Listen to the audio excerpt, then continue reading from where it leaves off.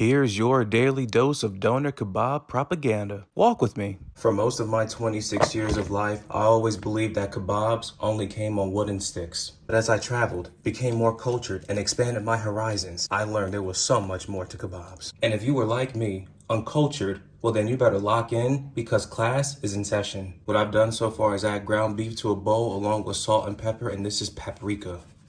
This is garlic powder, but I don't think I needed to tell you that. Something I love about cooking is when you make something that's more prominent in different cultures is that you do things that you typically don't do. We're gonna add some Greek yogurt to this.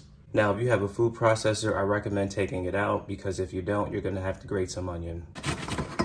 Nice. Every single time I grate onion, my eyes are in the pits of hell. This is not fun.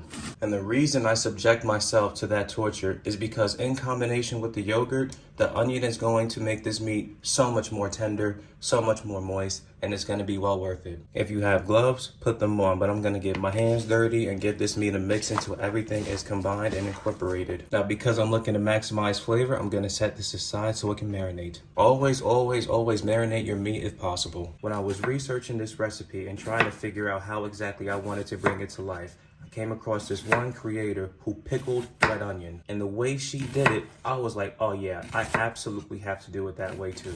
So I put on my black ski mask, I've stolen the recipe, and I'm gonna bring it here for you today. That is a joke, I'll put the video link in the description. But what you're gonna wanna do is thinly chop red onion. Initially, I was only gonna do half a red onion, but I decided, you know what?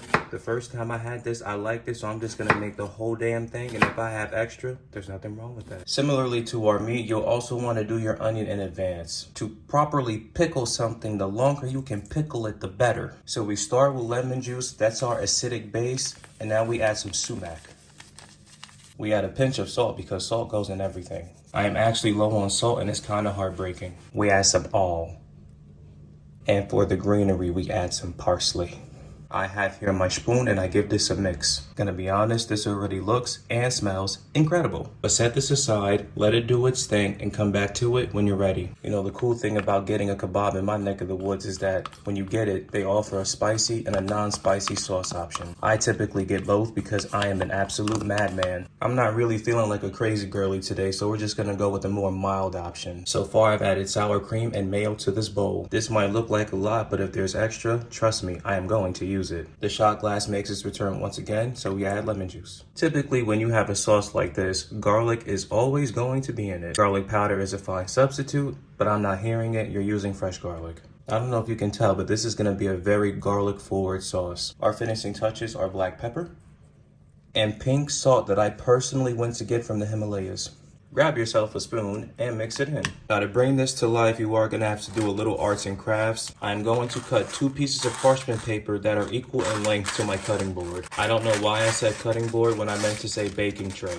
And the reason for the parchment paper is because we're going to take our marinated meat and roll it out thinly. Now take your rolling pin and just roll out the meat thinly. Now, I am no professional, but dare I say, this did not come out looking half bad. But what we do now is we tightly roll it. Just take your time. It is impossible to rush greatness. This is how it came out. I think it looks pretty damn good. Joining this will be 2 tomatoes. This is going to go in a preheated oven that was set to 400 degrees. Man, dare I say, it smells delicious in here right now. Now, I gotta be honest with you, once it came out the oven wrapped, I put it back in the oven under the broiler so I can get some color on it. Tell me, how does this look? I let it go in the oven wrapped for about 15 minutes, then I put it under the broiler until it got brown. Here we have our tortilla, which has been heated up, and we go across our tortilla with some of that meat.